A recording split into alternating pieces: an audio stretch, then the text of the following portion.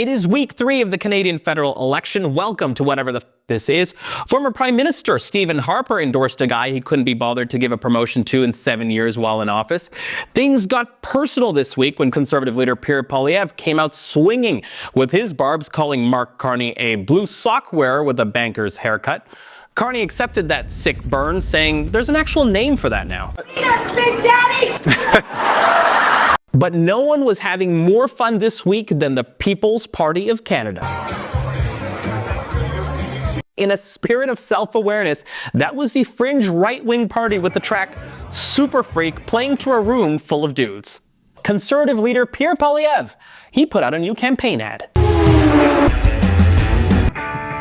Yep, that's right, a guy, his wife, and an American car. Canada first.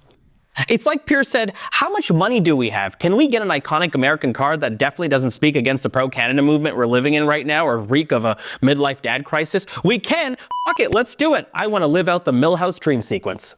Which brings us to the story for this week. Pierre Poilievre, him not being able to get off on getting off on his rallies. Like a mega Hatchimal, Pierre's inner Trump couldn't stop from emerging, berating this reporter to tell him about how he did last night. How many people do you think we had last night? When was the last time we had a rally that big in Canada? You're a very well-informed person. I know that if there were a bigger rally than that, you would know about it. Look at Pierre, grinning like a 5th grader who just found the answer to Miss Johnson's geometry test. Pierre, with which only can be described as awkward energy, is also attempting a political strategy here. You see, he's trying to convince people that the polls are wrong and that these rallies, how big they are, they're right.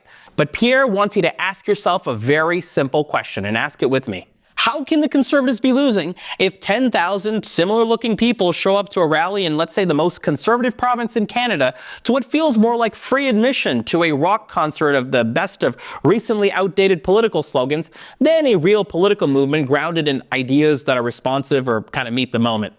How is that possible, folks? How is that possible? And listen, Pierre, about your rallies, let's put this to bed once and for all in terms you'll get. Firstly, it's not the size that counts. It's whether your enthusiasm can, let's say, deeply penetrate every part of the country. That's called efficiency.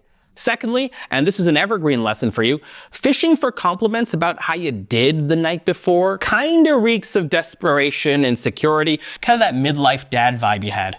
Thirdly, in simple terms, every single time, even if it's not big, even if it's pretty normal seeming, unsurprising on the surface, if people, they're genuinely into what you're doing, they'll tell you in the moment. Yes, Big Daddy!